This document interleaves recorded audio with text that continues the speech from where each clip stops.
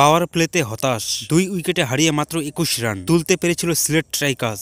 সেখান থেকে রনি তালুকদার আর জাকির হাসানের ১৭ রানের জুটিতে ভর করে ৫ উইকেটে ১৮২ রানের চ্যালেঞ্জিং পুঁজি দাঁড় করিয়েছে স্বাগতিকরা। অর্থাৎ জিততে হলে খুলনা টাইগার্সকে করতে হবে ১৮৩। আগে কি হয়েছে চলুন দেখিনি। তার আগে ভিডিওটিতে একটি লাইক আর চ্যানেলটিকে সাবস্ক্রাইব করে রাখুন। জাকির হাসানের ব্যাটে রানের ফোরোয়া ছুটছেই। আগের ম্যাচে করেছিলেন ২৭ বলে ৫৮, আজ ৪৬ বলে ৭৫ রানের হার না মানা ইনিংস খেলেছেন এই বাঁহাতি ব্যাটার। ঘরের মাঠে টস হেরে ব্যাটিং এ নেমে শুরুতেই চাপে পড়ে সিলেট। আরও একবার ব্যর্থ রাহকিম কনওয়াল, ৫ বলে ৪। আরেক বিদেশি জস মুনিসেও ৭ বলে ২ রানের বেশি করতে পারেননি। দুজনেই হলো বোল্ড। কনওয়াল হন আবু হায়দার রনির শিকার। মুনসেকে বোল্ড করেন নাসুম। ১৫ রানে ২ উইকেট হারায় সিলেট। সেখান থেকে ইনিংস মেরামতের দায়িত্ব নেন রনি তালুকদার আর জাকির হাসান। ছক্কা হাঁকিয়ে ২৯ বলে 50 পূরণ করেন জাকির। টানা দ্বিতীয় আর ৪ ম্যাচে একটি তার তৃতীয় সেঞ্চুরি। রনি 50 হাঁকান ৩৯ বলে। তৃতীয় উইকেটে এই দুজন ৬২ বলে গড়েন ১০৬ রানের বড় জুটি। শেষ পর্যন্ত এই জুটি ভাঙেন আবু হায়দার রনি। বড় শট খেলতে গিয়ে বল সোজা আকাশে তুলে দেন রনি তালুকদার। ৪৪ বলে ৫৬ রানে থামতে হয় তাকে। এরপর ৬ বলে ৩ ছক্কায় ২০ রানের ক্যামিং উপহার দিয়ে যান